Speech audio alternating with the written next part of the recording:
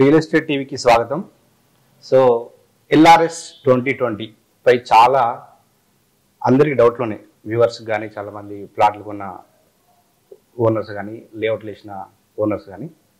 So దాదాపు 3.5 సంవత్సరాల తర్వాత ఇది మళ్ళీ ఎల్ఆర్ఎస్ తెరపై రైట్. దీనిపై మనతో మాట్లాడడానికి Telangana realtors association working president Narasayya garu ఉన్నారు. సో ఆయన మాట్లాడదాం. సార్ నమస్తే.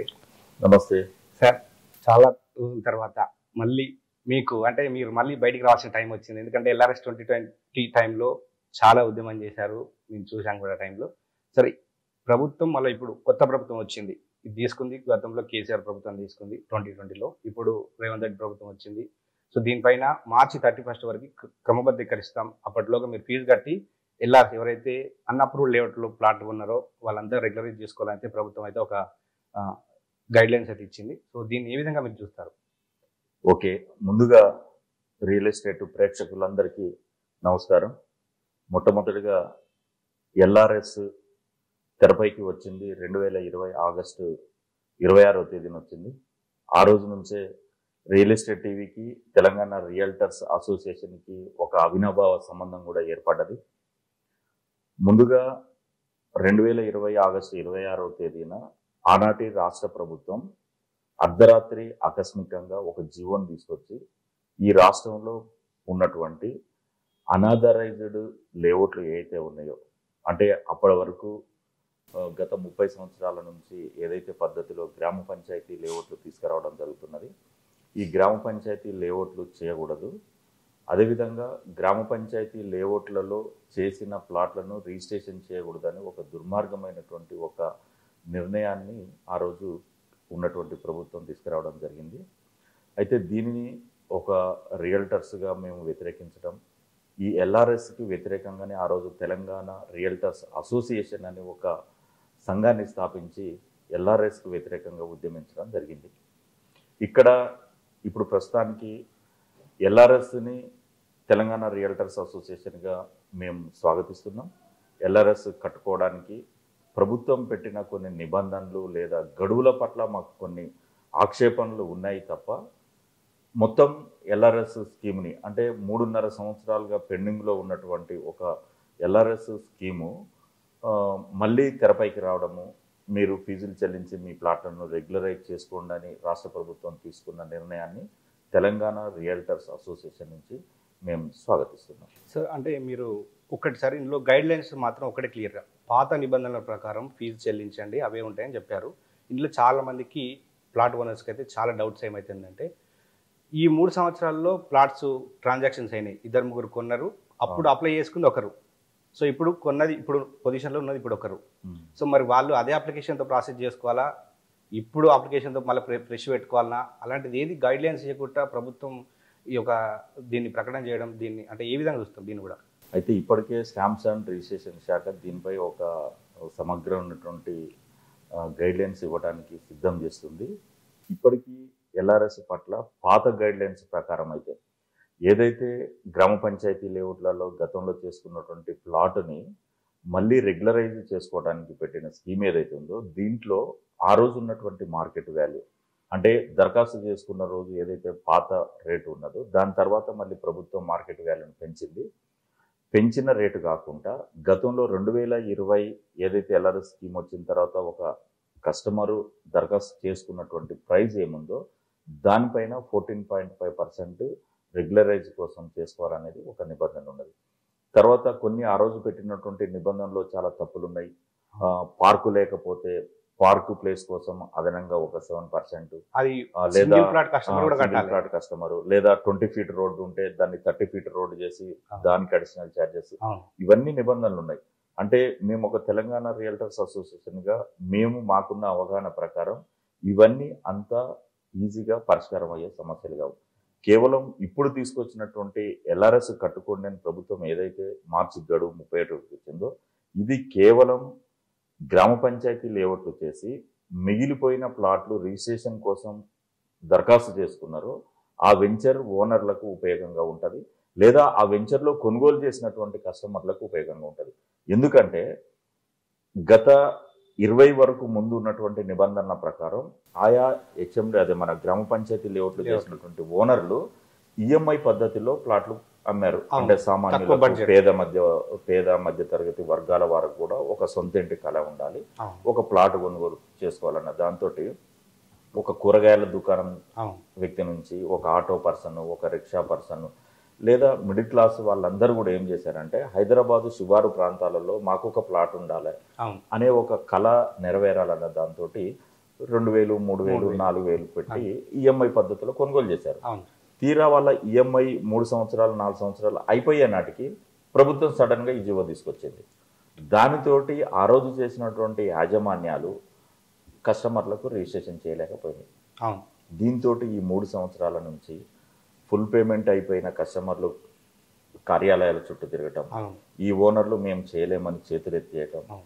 దీంతో ఒక పెద్ద గందరగోళం ఏర్పడి వేలాది మంది కస్టమర్లు తమ పెట్టుబడి ఎక్కడ పోతుందో, మాకు ప్లాటు రాలేదు, డబ్బులు రాలేదు అని ఆందోళనతో ఉన్నారు. కాబట్టి ఆ కస్టమర్లందరికీ ఇప్పుడు తీసుకొచ్చినటువంటి ఎల్ఆర్ఎస్ పే చేయండి అనే ఒక జీవో ఏదైతే వచ్చిందో ప్రభుత్వం రేవంత్ రెడ్డి గారి ముఖ్యమంత్రి నాయకత్వంలో తీసుకొచ్చినటువంటి ఈ జీవో ద్వారా మెజారిటీగా గ్రామ పంచాయతీ లేఅవుట్లో ఆగిపోయినటువంటి కస్టమర్లకు ఉపయోగపడుతుంది. కాబట్టి ఇక్కడ కస్టమర్ నష్టపోడు.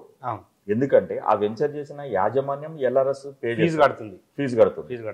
కాబట్టి కస్టమర్కి ఎలాంటి నష్టం లేదు. తాను ఈ 3 సంవత్సరాలు ఆగినందుకు తనకు ప్లాట్ రిజిస్ట్రేషన్ అవుతుంది. అందుకోసం ఈ యాజమాన్యాలు ఏదైతే గ్రామ పంచాయతీ లేఅవుట్లలో ఆగిపోయిన ప్లాట్లను రిజిస్ట్రేషన్ చేయాలన్న డిమాండ్ మేము పెట్టామో ఆ డిమాండ్ ఈరోజు నెరవేరుతుంది. అంటే మీరు లేఅవుట్ల మీద డిమాండ్ పెట్టారు, మరి ఫీజు అంటే సింగిల్ ప్లాట్ ఓనర్ కూడా ఫీజు ఎక్కువ చెల్లించే పరిస్థితి ఉంది దాంట్లో. అంటే ఆ జీవో ప్రకారం జీవో 131 తెచ్చారు, ఆ తర్వాత మీరు ఉద్యమం చేసిన తర్వాత దాన్ని మళ్ళీ సవరించి 135 జీవో తెచ్చారు, అందులో ఫీజు తగ్గించారు. మరి ఇప్పుడు తెలంగాణ ప్రభుత్వానికి మీ అసోసియేషన్ తరపు నుంచి ఎవరైతే మిడిల్ క్లాస్ పీపులే చాలామంది ఆ ప్లాట్లు కొనున్నారు, మరి సింగిల్ ప్లాట్ ఓనర్స్ కూడా కొంచెం బెనిఫిట్ అయ్యే విధంగా ఛార్జెస్ తగ్గించే విధంగా మీరు ఏమైనా డిమాండ్ చేస్తున్నారు? మేము ప్రధానంగా అసలు ఎల్ఆర్ఎస్ స్కీమ్ అనేది అవసరం లేదు. ఓకే. వాస్తవానికి దానివల్ల ఉపయోగం ఏమి లేదు. నువ్వు ఎల్ఆర్ఎస్ పేపర్ ఉండటం వల్ల ఆ ప్లాట్ ఓనర్గా అదనంగా కొనుగోరే ప్రయోజనం ఏది లేదు బేసిక్గా. కాబోతే ఏంటంటే ఈ ప్రభుత్వాలు తమకు ఆదాయాన్ని పెంచుకోవడానికి సృష్టించుకున్నటువంటి మార్గాలు ఇవి, అంతే తప్ప దానివల్ల ఏం ప్రయోజనం లేదు. ఎల్ఆర్ఎస్ కట్టడం వల్ల ఆ ప్లాట్కి ఆ కస్టమర్కి ఏమైనా డ్రైనేజ్ వస్తుందా, వాటర్ వస్తుందా, పార్క్ వస్తుందా, ఇంకేమొస్తుంది? ఏమీ రాదు. ఆ ప్లాట్ యథావిధిగా ఉంటుంది. అయితే ఇక్కడ నేను అసోసియేషన్ నుంచి నాకున్న అవగాహన ప్రకారం చెప్పదలుచుకుంది ఏంటంటే హైదరాబాదు ఔటర్ రింగ్ రోడ్డు శివారు ప్రాంతాలలో లేదా పట్టణ ప్రాంతాలలో రెడీ టు కన్స్ట్రక్షన్ హౌజెస్ కట్టే ప్రాంతాలలో ఇప్పటికే ఇంటి పర్మిషన్తో పాటు ఎల్ఆర్ఎస్ ప్రభుత్వము చట్టపరంగా ఇస్తుంది. ఓకే. మనం ఒక ఇల్లు నిర్మాణం చేసుకోవడానికి ఇంటి పర్మిషన్ కోసం ఏదైతే అప్లై చేసుకుంటామో ఆ దరఖాస్తులోనే ఎల్ఆర్ఎస్ కోసం 14.5% ఛార్జెస్ తీసుకొని ప్రభుత్వం యథావిధిగా ఇస్తుంది. ఓకే. కాబట్టి ఆ ప్లాట్ ఓనర్లకు ఎలాంటి ఇబ్బంది లేదు. ఎప్పుడైతే ఇల్లు కట్టాలనుకుంటున్నాం అప్పుడు ఎల్ఆర్ఎస్ అప్లై చేసుకుంటాం, అదే ఇంటి పర్మిషన్ అప్లై చేసుకుంటాం, దాంతోపాటు ఎల్ఆర్ఎస్ అప్లై చేసుకుంటాం. కాబట్టి వాళ్ళకి ఏమి ఇబ్బంది లేదు. సుదూర ప్రాంతాల్లో ఉన్నటువంటి ఓపెన్ ప్లాట్ కొనుగోలు చేసినటువంటి కస్టమర్లకు మాత్రమే ఈ ఎల్ఆర్ఎస్ కట్టుకోవాలా వద్దా, కట్టకపోతే ఏమవుతుంది, కడితే ఏమవుతుంది, ఈ నిబంధనలలో కొంత గందరగోళం ఉన్నది. ఒకవేళ ఎల్ఆర్ఎస్ కట్టకపోతే అంటే ఈ రాష్ట్రంలో ఇప్పుడు 25 లక్షల అప్లికేషన్లు వచ్చినాయి, 25 లక్షలు వచ్చినాయి. అంటే ఈ తెలంగాణ రాష్ట్రంలో 25 లక్షల ఓపెన్ ప్లాట్లే సేల్ అయ్యి ఉన్నాయి. గతంలో గ్రామ పంచాయతీలు ఎక్కువైనాయి, 1 కోటి పైన అప్లై చేసుకునే వాళ్ళు కూడా ఉన్నారు, చేసుకుని వాళ్ళు ఉన్నారు. కాబట్టి వాళ్ళందరికీ ఏమవుతుంది? అందుకోసం ఏంటంటే శివారు ప్రాంతాలలో ఇంటి నిర్మాణం చేయించుకునే వాళ్ళు మీకు వెసులుబాటు ఉంటే ఆర్థికంగా కట్టుకోండి, లేకపోతే మీరు ఇంటి పర్మిషన్ పోయేటప్పుడు ఎట్లాగూ కట్టాల్సి వస్తాల్సిన పని లేదు. ఇందులో ఏమైపోతుందని ఆందోళన చెందాల్సిన పని లేదు. కాకపోతే ఇక్కడ లేఅవుట్లలో ఏదైతే కొనుగోలు చేసి రిజిస్ట్రేషన్లు ఆగిపోయినావో ఆ కస్టమర్లందరికీ యాజమాన్యాలే ఎల్ఆర్ఎస్ కట్టి ప్లాట్ రిజిస్ట్రేషన్ చేస్తాయి. ఇది ఒక బెనిఫిట్ జరుగుతుంది మా పోరాట ఫలితంగా. మేము ఇటీవల ఎన్నికలప్పుడు కూడా రాష్ట్ర ప్రభుత్వం రాకముందు, కొత్త ప్రభుత్వం రాకముందు కూడా కాంగ్రెస్ ఎమ్మెల్యేలకు పోటీ చేసిన వాళ్ళకు మేము వినతి పత్రాలు ఇచ్చాం, రేవంత్ రెడ్డి గారికి చెప్పారు ఎన్నికల అనంతరం ఖచ్చితంగా ఈ సమస్యను మేము పరిష్కరిస్తామని హామీ ఇచ్చారు. ప్రభుత్వం ఏర్పడ్డ తర్వాత సంబంధిత శాఖ మంత్రికి పొంగులేటి శ్రీనివాసరెడ్డి గారికి అసోసియేషన్ తరఫున పోయి రిప్రజెంటేషన్ ఇవ్వడం జరిగింది. మేము చేసినటువంటి ఒత్తిడి ఫలితంగా లేదా గతంలో మేము ఆ రాష్ట్ర ప్రభుత్వానికి కేసీఆర్ ప్రభుత్వానికి చెప్పి వాళ్ళు వినిపించుకోకపోవడంతో అసోసియేషన్ మెజారిటీ అసోసియేషన్ కాంగ్రెస్ ప్రభుత్వానికి మద్దతుగా ఉండటం, రియల్టర్స్ కూడా మెజారిటీ రియల్టర్స్ అసోసియేషన్లో ఉండటం వల్ల ఇది సాధించడం జరిగిందని మేము భావిస్తున్నాం. అంటే అప్పుడు ఎల్ఆర్ఎస్ 2020 తర్వాత దాన్ని డేట్ ఎక్స్టెండ్ చేసిన తర్వాత అప్లై చేసుకున్న తర్వాత ప్రభుత్వం ఒక ప్రాసెస్ చేసే విధంలో ఉన్నప్పుడు కాంగ్రెస్ ప్రభుత్వంలో ఇప్పుడున్న మంత్రి కోమటిరెడ్డి వెంకటరెడ్డి సుప్రీంకోర్టులో పిల్లు వేశాడు. ఎవరి దగ్గర నుంచి బలవంతంగా వసూలు చేయొద్దు అమౌంట్ను, వాళ్ళ కస్టమర్ ఎవరైతే ఇష్టం ఉన్న వాళ్ళే పోయి కట్టుకోవాలి అనేది అప్పటితో ఆగిపోయింది ఆ కోర్టులో, సుప్రీంకోర్టులో పిల్లు వేయడంతో. సో ఇప్పుడు మరి అదే మంత్రి ఇప్పుడు ప్రభుత్వంలో ఉన్నాడు. మరి ఇప్పుడు వాళ్ళు కూడా ఏమైనా దాన్ని ఏదైనా అంటే ఫీజును 0 వేసి ఏమన్నా ఆ విధంగా ఏమన్నా అంటే కట్ ఆఫ్ డేట్ March 31 పెట్టారు. ఈ లోపల చేసుకోకపోతే ప్లాట్లన్నీ ఇల్లీగల్ అయిపోతాయని చాలా మందికి టెన్షన్ ఉంది సార్. మరి వాళ్ళు ఏమైనా ప్రభుత్వం నిర్ణయం తీసుకునే అవకాశం ఉందంటారా? అయితే ఇక్కడ కట్ ఆఫ్ డేట్ పైన కట్ ఆఫ్ డేట్ అనేది March 31 అనేది 100%గా దాన్ని పెంచాలి. మేము డిమాండ్ చేస్తున్నాం. అదొక నిరంతర ప్రక్రియగానే కొనసాగాలి. March 31 అనేది ఒక గడువుగా పెడితే, ఎందుకంటే ఓపెన్ ప్లాట్లు కొనుక్కున్న వాళ్ళే సామాన్య మధ్యతరగతి ప్రజలు. సంపన్నులు ఎవరు కూడా బంజారాహిల్స్, జూబ్లీహిల్స్, గచ్చిబౌలిలో పోయి వాడు విల్లా కొనుక్కుంటాడు, లేకపోతే అపార్ట్మెంట్లో హైరేజ్డ్ అపార్ట్మెంట్లో ప్లాట్ కొనుక్కుంటాడు, లేదా మొయినాబాద్ చేవెళ్ళ ప్రాంతంలో ఫామ్ హౌజులు కొనుక్కుంటాడు. ఇక్కడ ఓపెన్ ప్లాట్లు కొనుక్కున్న కస్టమర్లు అందరూ ఈ రాష్ట్రంలో ఉన్నటువంటి అత్యంత పేద మధ్యతరగతి ప్రజలు. కాబట్టి 1 నెల గడువు ఇచ్చి నువ్వు ఎల్ఆర్ఎస్ కట్టుకోమంటే మళ్ళా ప్లాట్ కొన్నంత ఖర్చు కాబోతున్నది. ఇప్పుడు పాత ప్రభుత్వం పెట్టిన నిబంధనల ప్రకారం అయితే నువ్వు శివారు ప్రాంతంలో ఇప్పుడు ఎల్ఆర్ఎస్ కట్టుకోవాలంటే మినిమం 5 నుంచి 10 లక్షలు కట్టాల్సిన పరిస్థితి వస్తుంది. 1 నెలలో ఒక సామాన్యుడు వాడు అప్పుడు ప్లాట్ కొన్నప్పుడు అది 2 లక్షలు 3 లక్షలు అయి ఉంటుంది. ఇప్పుడు 10 లక్షలు 5 లక్షలు ఎల్ఆర్ఎస్ పెట్టాలంటే ఎక్కడి నుంచి తెచ్చేసారు? అందుకోసమే తెలంగాణ రియల్టర్స్ నుంచి మేము ఒక డిమాండ్ చేస్తున్నాం, విజ్ఞప్తి చేస్తున్నాం. మేము అవసరమైతే ఒక రిప్రజెంటేషన్ కూడా మంత్రి గారికి ఇవ్వడానికి ప్లాన్ చేస్తున్నాం. గడువు అనే దాన్ని పెట్టొద్దు. ఇది ఒక నిరంతర ప్రక్రియగా సాగాలి.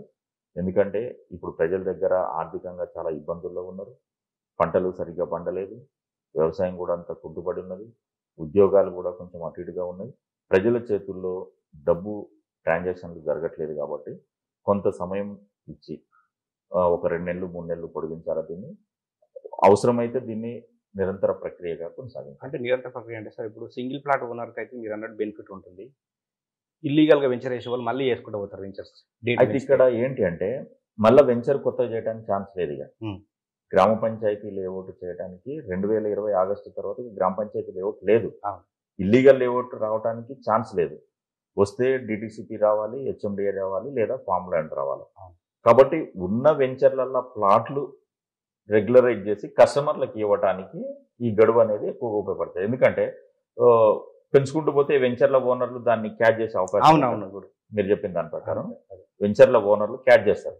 కాబట్టి ఇక్కడ ఏంటంటే ఈ గడువు అనే దానితో ఈ వెంచర్ ఓనర్లు ఎప్పుడైతే కస్టమర్లకు రిజిస్ట్రేషన్ చేయాలో ఇది ఎక్కువ ఉపయోగపడుతుంది. చూసారు కదా. సో ఎల్ఆర్ఎస్ 2020 పైన మనం విశ్లేషణ అయితే చూసాము. ఇక్కడ స్పష్టంగా చెప్తుంది ఏంటంటే గడువు తేదీ పెంచే విధంగా మేము కూడా మంత్రి వారికి రిప్రజెంట్ ఇస్తాం, ప్రభుత్వానికి రిప్రజెంటేషన్ ఇస్తున్నాం. ఇందులో స్పష్టంగా ఏంటంటే సింగిల్ ప్లాట్ ఓనర్స్ ఎవరైతే ఉన్నారో వాళ్ళు ఇప్పటికిప్పుడు ఇల్లు కట్టుకోవాలంటే మీరు డైరెక్ట్ వెళ్ళి మున్సిపల్ ఆఫీస్లో కానీ మీ సంబంధిత ఏదైతే శాఖ ఉంటుందో ఆ శాఖలో మీరు ఫీజు కడితే మీరు ఇల్లు పర్మిషన్ వస్తుంది, అందులో ఎల్ఆర్ఎస్ ఉంటుంది. ఎవరైతే లేఅవుట్ ఓనర్స్ ఉన్నారో వాళ్ళు ఈ అవకాశాన్ని వినియోగించుకొని మీ ఏదైతే ఇన్ని రోజుల సమస్యలు ప్లాట్ రిజిస్ట్రేషన్ కాకుండా కస్టమర్లు చాలామంది ఇబ్బంది పడ్డారు, వాళ్ళైతే ఈ అవకాశాన్ని ఉపయోగించుకొని మీ లేఅవుట్లు ఇల్లీగల్ లేఅవుట్లు ఏదైతున్నాయో అవి వాటిని క్రమబద్ధీకరించుకొని రిజిస్ట్రేషన్ ప్రాసెస్ చేసుకుంటే మంచిదని కూడా మనకు నర్సయ్య గారు చెప్తున్నారు. సో ఇది ఇవాళ రియల్ ఎస్టేట్ టీవీలో ఎల్ఆర్ఎస్ 2020కి సంబంధించిన సమాచారం. మరో వీడియోతో మళ్ళీ కలుద్దాం. నమస్తే.